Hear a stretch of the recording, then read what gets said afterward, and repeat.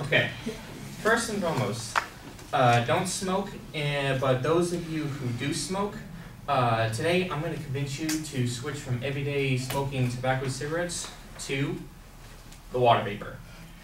Today, this little guy has become the new popular scene with smoking and those who wish to quit smoking tobacco products. These guys have a small battery that heats up the liquid in the chamber and produces vapor, not smoke. So there's no tobacco odor or smoke or anything like that. Yeah, cigarettes today, on the other hand, are well, they're there have been 500,000 deaths in the U.S. today that have been relating to regular tobacco smoking, and it resulted in 90% of the lung cancer in the U.S. And sorry, a little nervous. Yeah, and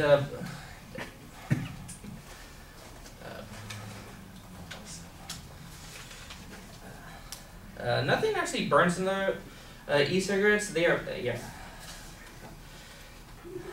Okay, sorry.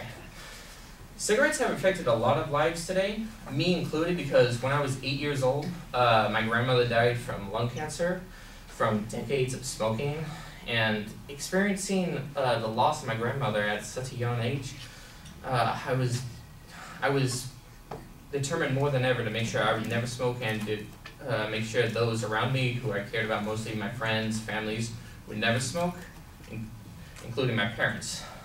And just about 3 months ago, a month ago, my aunt was placed on hospice because of advanced emphysema, a long-term lung disease that she has from decades of smoking, and she's only 50 years old. And in today's world, that's a very young age. They give her another month or so to live. My father, he's been smoking for about 40 years, and his doctors about 3 years ago sat him down, gave him like the riot act about smoking. If he doesn't make, because he has beginning stages of emphysema, and told him if he doesn't start changing his ways, he's gonna end up like his sister and mother.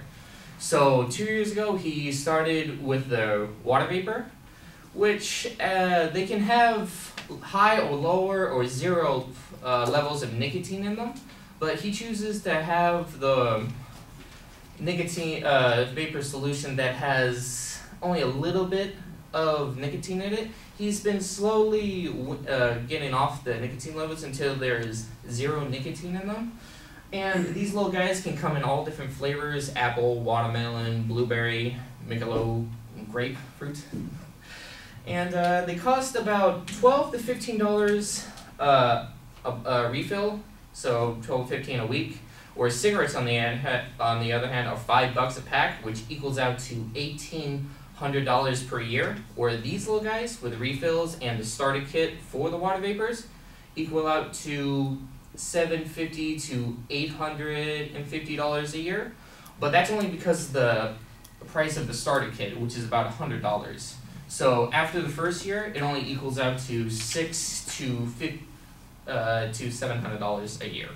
So in the long run, if you're going to be smoking any kind of, for recreational or anything, water vapor is the cheapest route to go, which is one of the main problems with cigarettes today.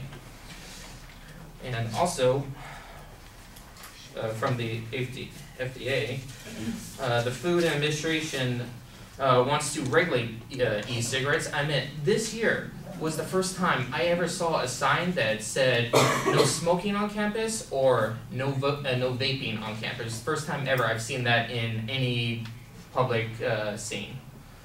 It's because the FDA has been regulating these things just as they would tobacco products. These would require manufacturers to disclose the ingredients in the products and have FDA approval before they can be sold. E-cigarettes are also cannot be sold to minors, and labeling them must include health warnings. While plenty of studies have shown e-cigarettes and water vapors are not a harm to anyone. The long-term effects of the products are not yet known for sure. Manufacturers, however, say that the e-cigarettes is simply recreational and should not be subjected to FDA regulations. In conclusion, as I've stated before, smoking of any kind is not good for you. If you don't smoke, don't start to, but if you're going to start smoking for recreational uses or the new popular scene or to be cool, water vapors are the more healthier, cheaper way to go in today's world.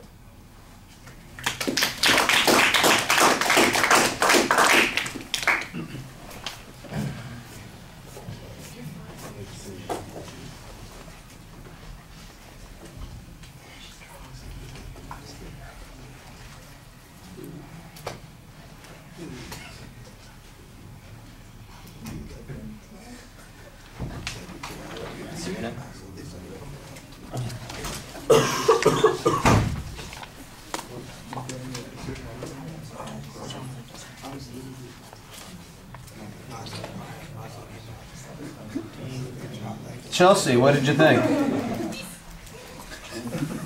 I think the personal story was nice. He kept reaching in his jacket a lot, so that was really distracting.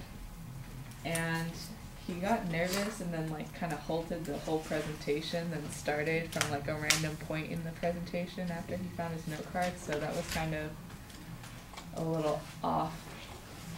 But he got back into it and started talking, and he had some good points to his presentation. Okay. Well, I think that you've got a clear statement of what your purpose is, and you develop it a little bit with the warnings about smoking, and they're widely acknowledged. You don't need a huge amount of data on that. I thought you used your personal examples pretty well to build some emotional resonance there and give yourself a little bit of credibility. I think we could use a little bit more information about the relative safety of vapors as opposed to cigarettes. The notion that they don't contain the tars or the other issues that create the problems, that they're not going to have those kinds of long-term effects. You yourself said that the FDA is not quite sure what the long-term effects are and that there is still room for study. I wasn't clear whether or not you thought the FDA regulation was a good or a bad thing. You know, content regulation does seem to make a little bit of sense. So I like the ideas that you had there. I think that it was reasonably well organized, and you had a couple of good points to develop the content with. I think you could probably use a little bit more.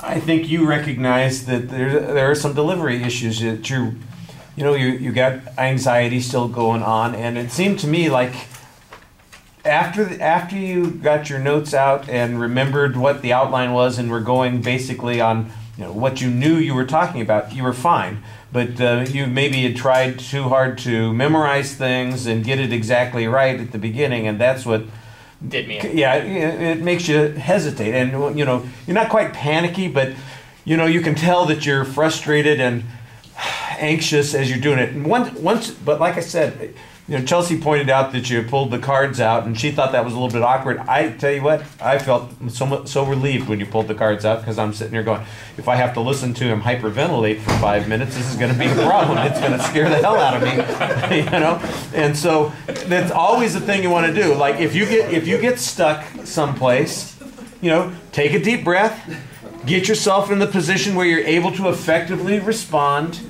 And then try to do that with some control and with as much grace as you can. I thought you did okay on that. So I don't think you have to panic about those things. You probably need to practice a little bit more. That would help and solve some of those issues. I thought your eye contact with the audience was really very good, as a matter of fact. But you do look uncomfortable in all of your body movements. You've got the little teapot thing with the handle on the side like this. I was trying to myself. That, yeah. And I know that that's what's going on. That's where your anxiety's coming out. That's where the practice helps. When you do that, you say, okay, maybe I have to mechanically go through some of these steps in this and say, all right, when I'm talking to the audience and I'm talking about my father, you know, going through these things, I need to look at them and say, you know, my father is doing these kinds of things, and sometimes it's a problem. And even practice the gestures a little bit. All right, thank you. Yeah, for the